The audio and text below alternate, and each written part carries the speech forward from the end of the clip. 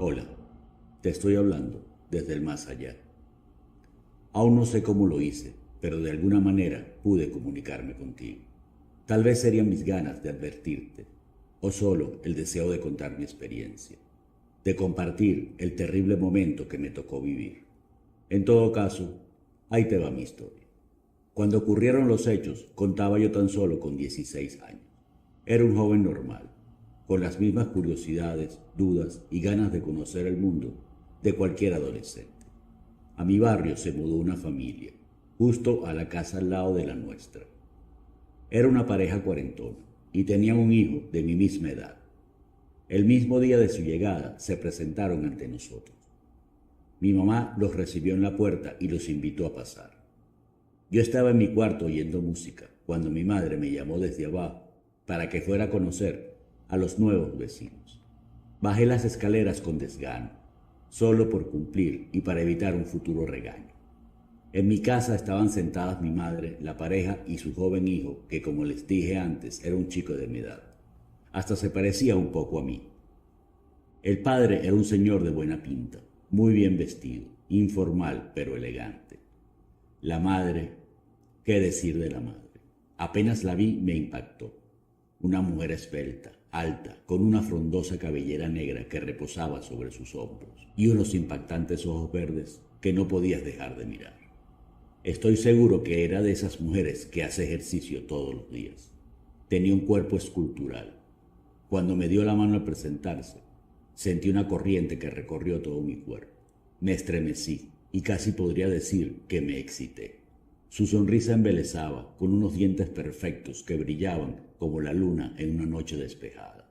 En pocas palabras, era una diosa.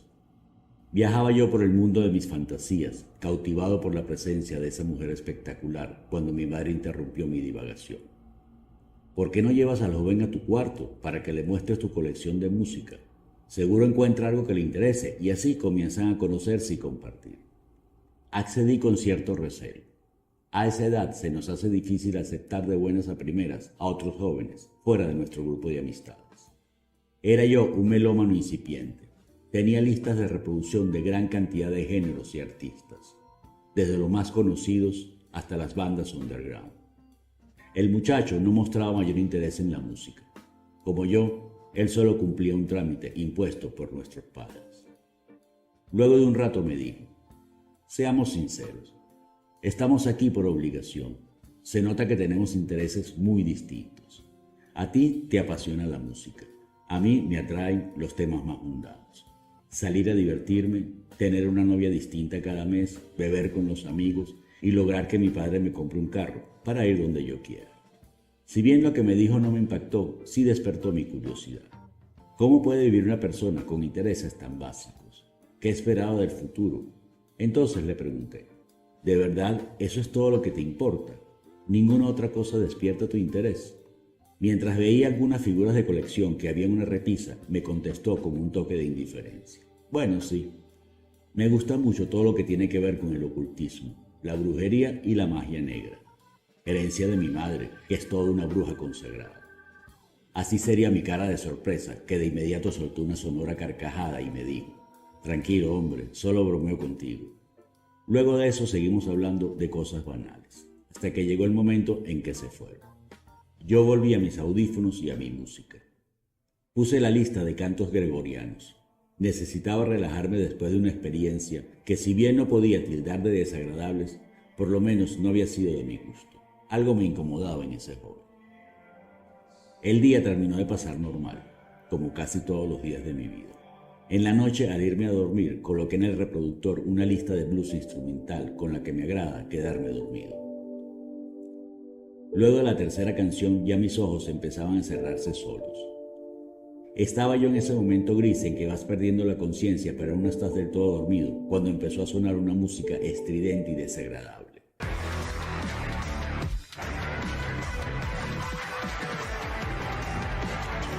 Me levanté de la cama sobresaltado y apagué el reproductor. No conocía esa música, no era algo que yo tendría en alguna de mis listas. Revisé la lista de reproducción cuando vi el álbum y el artista. Se trataba de Gorgoroth. Ni idea de quién era. De inmediato busqué en Google para saber de quién se trataba. Me sorprendió ver que era una banda noruega que interpreta lo que llaman black metal. Sus integrantes se declaran abiertamente satánicos. Más que músicos, eran delincuentes que habían participado en una variedad de delitos que iban desde las agresiones hasta robos y secuestros. ¿Cómo había llegado eso a mi lista?, me pregunté. Lo poco que había escuchado de black metal alguna vez me pareció una música despreciable y vomitiva. Bueno, si es que eso se le puede llamar música. Supuse en ese momento que se habría colado en alguna de las tantas descargas que hacía semanalmente. Hice lo procedente, borré el álbum completo y seguí escuchando blues hasta quedarme dormido. Al día siguiente me preparaba para ir al colegio. Desde la ventana de mi cuarto se veía el patio de la casa de la nueva familia. Ahí estaba la mujer, la nueva vecina. Llevaba puesto un ligero vestido que dejaba muy poco a la imaginación. A través de las transparencias se podía ver su cuerpo perfecto. Era un sueño de mujer. La veía extasiado cuando ella dirigió su mirada hacia mí y me sonrió. Mientras lo hacía, se agachó a recoger algo del piso. Lo hizo con tal malicia que pude ver completamente sus pechos. Una visión que no olvidaría mientras estuve vivo. No sé cuánto tiempo pasé viendo. Lo cierto es que me despabiló mi madre con un grito advirtiéndome que llegaría tarde a clases. Al llegar al colegio, una de las primeras personas que me encontré fue a mi nuevo vecino. Por cortesía lo acompañé hasta el aula de clase y le fui presentando a todos los compañeros. Él se adaptó con mucha facilidad. Con el pasar del tiempo y contra todo pronóstico, nos fuimos haciendo amigos. Si bien no compartíamos mucho de nuestros intereses, resultó ser un joven muy inteligente con el que se podía hablar de los más variados temas. Solíamos hacer las tareas juntos, a veces en su casa, otras en la mía, y comenzamos a compartir algunos intereses. A él le empezó a gustar alguna de la música que yo escuchaba, y yo empecé a aumentar mi interés por las mujeres, alentado por sus interminables disertaciones acerca de las delicias del cuerpo femenino. Una tarde teníamos que hacer un trabajo especial y acordamos hacerlo en su casa. Llegué cerca de las 2. Cuando entré, vi a un joven sentado en el sofá de la sala. Me lo presentaron con cierto desinterés. Él es Tony, nuestro primo. Vino a visitarnos desde muy lejos. Pero el joven tenía algo extraño. Su mirada estaba perdida, y cuando respondió el saludo, apenas salió de su boca un sonido gutural e incomprensible. Mi vecino me apuró. Vamos, tenemos mucha tarea que hacer y quiero terminar temprano, porque tengo un par de obligaciones que cumplir. Así lo hicimos, subimos a su cuarto y nos dispusimos a realizar nuestras tareas. Al terminar bajamos. El joven ya no estaba en la sala. Supongo que se habría ido. Cuando quise ir a la cocina a despedirme de la madre de mi vecino, este me atajó y me dijo: «Mi mamá no está, salió a hacer unas compras». No pregunté nada en ese momento, pero la situación me pareció algo extraña. Con el pasar de los meses, nuestras familias se fueron acercando, llegando a compartir cenas o parrilladas los fines de semana. Debo confesárselo, esto a mí me alegraba. Tener cerca a aquella espectacular mujer y poder admirarla era para mí un acto casi sublime. Mi vista la seguía con disimulo, la detallaba, soñaba con acariciar ese cabello negro. Trataba de imaginarme cómo se sentirían sus labios en un beso. No se imaginan la cantidad de noches que pasé fantaseando con ella. Por su parte, ella de vez en cuando intercambiaba conmigo alguna mirada que yo interpretaba como cómplice. Me parecía que yo también le gustaba. Pero el respeto que me inculcaron mis padres y sobre todo el miedo a ser rechazado impedían cualquier acción que yo quisiera emprender. Así que solo me quedaba en mis fantasías. Pero un sábado todo cambió. Había acordado con mi vecino hacer una excursión en bicicleta por un camino rural que queda cerca de nuestras casas. Toqué la puerta y abrió ella. Solo pude ver una apretada camiseta que dibujaba su cuerpo perfecto y que apenas cubría los límites de la decencia. Me invitó a pasar y me dijo que lamentablemente su hijo y su esposo habían salido apurados a realizar un trabajo de última hora. Yo estaba parado en la sala, embobado viéndola en silencio. Ella me sonrió con malicia y me ofreció un vaso de jugo de naranja que acababa de exprimir. Yo asentí con la cabeza. Me podría haber ofrecido cianuro y mi respuesta habría sido la misma. Me senté en el sofá. Al poco rato apareció ella con el jugo. Me lo dio y se sentó a mi lado. Jamás la había tenido tan cerca. Por primera vez sentí su olor. Olía a flores. No sé qué flores, pero estaba seguro de que eran flores. Ella hablaba y yo ni siquiera entendía lo que me decía. Estaba extasiado con su cercanía. Luego de un rato pasó su mano por mi mejilla y me dijo: yo me doy cuenta como tú me miras. Sé que te gusto. Tomó mi mano y la puso sobre su muslo. Yo temblaba, sudaba, sentía frío, sentía calor. Ya no sé ni lo que sentía en ese momento. Tomó mi cara con sus dos manos. Me acercó a ella y me besó en la boca. Luego me dijo al oído: yo también lo deseo. No quiero describirles lo que pasó después. Les basta con saber que fue el mejor día de mi corta vida. Esa noche estaba yo acostado en mi cama. No podía dejar de pensar en lo sucedido. Yo no era de esos jóvenes que tienen ese tipo de suerte. ¿Cómo pude gustarle a una mujer así? Claro, en ese momento yo no tenía ni la más remota idea de que todo tenía una intención. Eso lo averiguaría un par de semanas después y muy tarde para mí. Una noche estaba acostado en mi cama oyendo música como siempre. De repente sonó mi celular. Me extrañó. Nadie me llama a esas horas, y menos un número desconocido. Atendí, y la voz de una mujer me dijo: quiero que vengas, estoy solo. Era mi vecina. No sé qué le respondí, pero me levanté de inmediato de la cama y me cambié de ropa. Bajé las escaleras en silencio y mirando hacia todos lados. No quería y no podía dar explicaciones a mis padres por el hecho de salir a esa hora de la casa. Cuando por fin estaba en la calle, comencé a caminar hacia la casa de la vecina. Esa noche una gran luna llena resplandecía en un cielo despejado. Su luz, colándose entre las hojas de los árboles, dibujaba un ambiente que se me antojaba misterioso. Pero no tenía tiempo para detenerme a divagar acerca de ese asunto. Me esperaba la vecina. Toqué la puerta.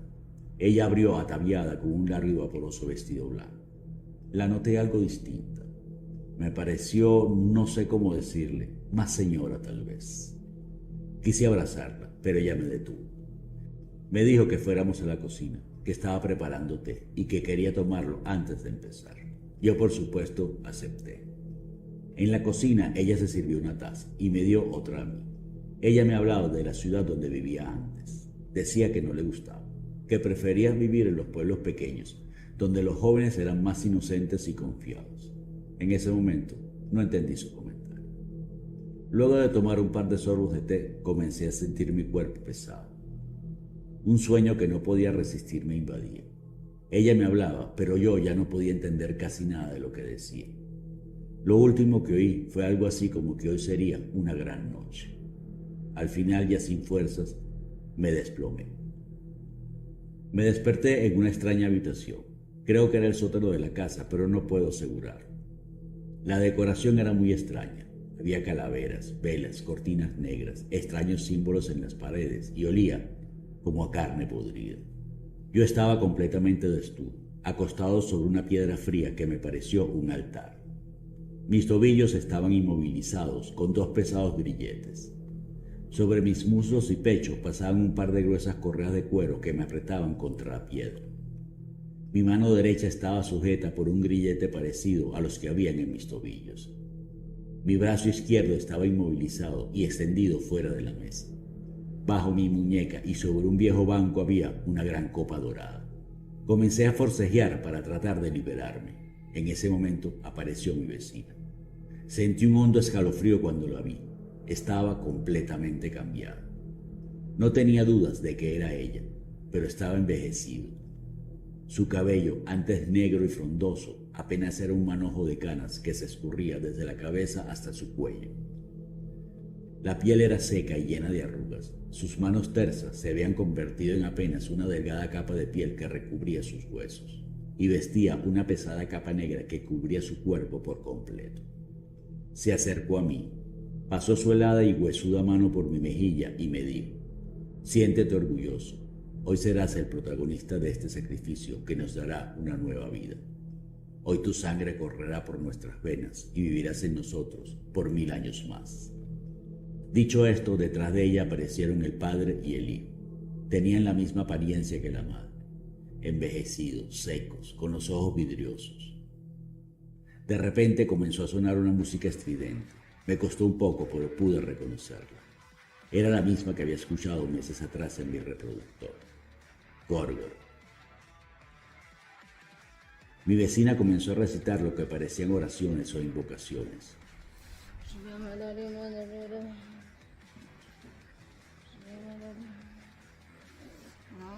Los tres entraron en un misterioso trance. Podría jurar que se levantaron del piso en algún momento. Luego la música paró. Un silencio profundo se apoderó de la habitación. Ella se acercó de nuevo a mí, sacó un filoso cuchillo de su capa y con un movimiento certero y preciso hizo un corte en mi muñeca.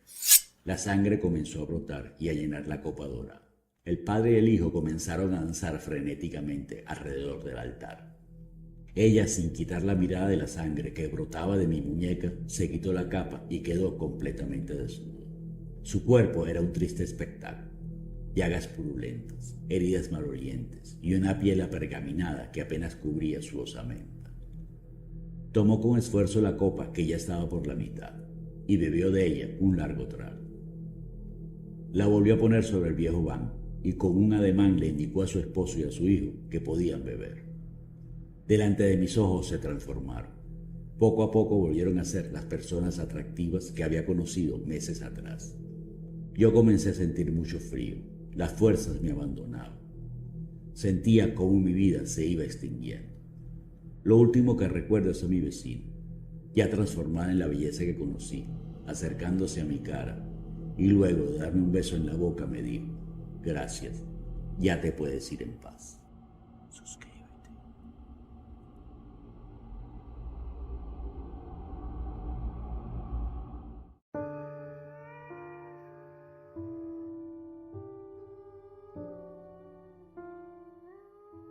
Desde que me divorcié, disfruto de una renovada libertad. Ando a mis anchas. Además, trabajo como independiente, lo que me permite organizar mi tiempo a mi real saber y entender. No me malinterpreten, amaba a mi esposa y pienso que aún la amo. Nunca fui un sinvergüenza ni nada parecido, pero algunas personas no estamos hechas para el matrimonio, y antes de sufrir y hacer sufrir, es preferible separarse. En aquella época mi hobby era tomarme pequeñas vacaciones durante la semana. Para mí era ideal ir a hoteles de playa fuera de temporada, poder disfrutar de la piscina y de las instalaciones con total comodidad, a veces incluso siendo el único huésped. Eso me daba una muy agradable sensación. El último hotel que visité fue uno, digamos, extraño, y me dejó una experiencia que nunca olvidaré. Supe de él mientras hojeaba una vieja revista en un consultorio. Me pareció interesante visitarlo, pues era un hotel construido en los años 50 y aún conservaba la estética y la decoración de la época. Apenas llegué a mi casa hice la reservación del viaje. No pude reservar el hotel porque no tenía página web ni figuraba en las plataformas de reservaciones internacionales. 3 días después estaba en camino. Al llegar me recibió en el aeropuerto un amable joven que en su taxi me llevó hasta el hotel. Esa misma tarde bajé a la piscina. Como en las demás ocasiones, estaba vacía. Solo estábamos allí una mujer a unos pocos metros de mí y yo. Cruzamos miradas y sonrisas. Al poco rato estábamos conversando animadamente. Sin perder tiempo le invité a tomar unos tragos. Luego fuimos a un pequeño muelle de madera donde había algunas sillas para sentarse y disfrutar del panorama. Después de un rato la conversación se fue poniendo atrevida. Ya pensaba yo pasar la noche con ella. De repente, de la nada comenzó a caer un fuerte aguacero, que en pocos segundos se convirtió en una tormenta. Ambos corrimos por el muelle escapando de la lluvia. Ella venía al lado mío, pero en cuestión de un segundo la perdí de vista. Simplemente desapareció. Miré hacia todas partes, pero no la veía. Me dio por mirar al agua, y ahí la pude ver mientras se hundía. Me lancé en su ayuda. Caí al agua a pocos metros de donde la había visto, pero ya no estaba allí. Luego la escuché gritar detrás de mí. Cuando giré, la vi hundirse de nuevo. Nadie hasta allá, pero cuando llegué había desaparecido y no la volví a ver. Temiendo por mi vida, nadé hasta la orilla y corrí hasta el hotel. Entré desesperado buscando a alguien que pudiera ayudar, Encontré al conserje del hotel y casi gritando le dije: «Llame a los bomberos o a la policía, la mujer que estaba conmigo se está ahogando, hay que ayudarla». El conserje muy tranquilo me dijo: «¿Usted habla de la morena de ojos azules?» «Sí, ella cayó al agua desde el muelle». Con la misma tranquilidad me dijo: «No se preocupe, ella siempre hace lo mismo». Sorprendido le pregunté: «¿De qué habla usted? ¿A qué se refiere?» «Que ella siempre cae al agua». «Usted se está volviendo loco», le dije recriminándolo. «No, señor, ella siempre lo hace. Es más, aquí todos lo hacemos». Yo, sin salir de mi asombro, le dije: «No entiendo de qué habla, todos se lanzan al agua». «Claro que no, todos hacemos lo mismo, pero cada quien a su manera». Cada vez entendía menos lo que me decía el conserje. Entonces viendo mi cara de desconcierto, me dijo: «Le pondré un ejemplo para que entienda». Miró su reloj y continuó: «Dentro de un par de minutos entrarán 2 hombres armados con intenciones de robar. Yo me enfrentaré a ellos y me van a disparar». Yo seguía sin entender nada. Un hombre de unos 50 años, que llevaba un curioso sombrero que parecía ser más grande de lo que necesitaba, se acercó a mí y me dijo: «Venga, amigo, yo le explicaré». Me tomó del brazo y me guió hasta la puerta principal del hotel. En el camino escuché 2 disparos. Cuando volteé, el conserje estaba tirado en el piso. El hombre tomó mi brazo con firmeza y prácticamente me obligó a salir. Afuera un fuerte sol me deslumbró. Entonces el hombre me dijo: «Ve, no hay tormenta. Aquí no ha llovido en meses». Entonces, ¿qué fue lo que vi? La mujer con la que usted estaba era mi esposa. Hace muchos años vinimos a este hotel a pasar unas vacaciones. Un día yo estaba jugando cartas con otros huéspedes y mi esposa se fue al muelle a tomar el sol. De repente se desató una tormenta. Ella corrió escapando de la lluvia, pero resbaló y cayó al agua. 3 días después, los rescatistas encontraron su cadáver flotando mar adentro. A veces la vida nos juega malas pasadas y no sabemos cómo reaccionar. Yo, por ejemplo, no pude soportar la muerte de mi esposa. Dicho esto, el hombre se quitó el sombrero y comenzó a alejarse de mí. Entonces vi en su sien un orificio de bala quemado por la pólvora de un disparo. Un hilo de sangre brotaba de la herida, corría por la mejilla y bajaba por su cuello hasta perderse dentro de su camisa. Mientras lo veía alejarse, alguien tocó mi hombro. Cuando giré, era el joven chofer del taxi. Lo miré sin decir nada. Luego volteé de nuevo buscando al hombre, pero este ya había desaparecido. Pero eso no fue lo más perturbador. El hotel del que acababa de salir estaba abandonado. La pintura estaba desgastada y cuarteada. La mayoría de las ventanas tenían los cristales rotos y las elegantes puertas de cristal estaban deshechas en el piso. Yo estaba por completo desconcertado. Volví a girar hacia el joven chofer y este me dijo: «Yo se lo dije, señor, este hotel tiene muchos años cerrado, pero usted insistió tanto que lo traje hasta aquí. Creo que ya entiende por qué lo cerraron». A partir de ese día cambié de hobby. Ahora resuelvo rompecabezas en la seguridad de mi casa. Solo salgo un día a la semana para asistir a mi terapia.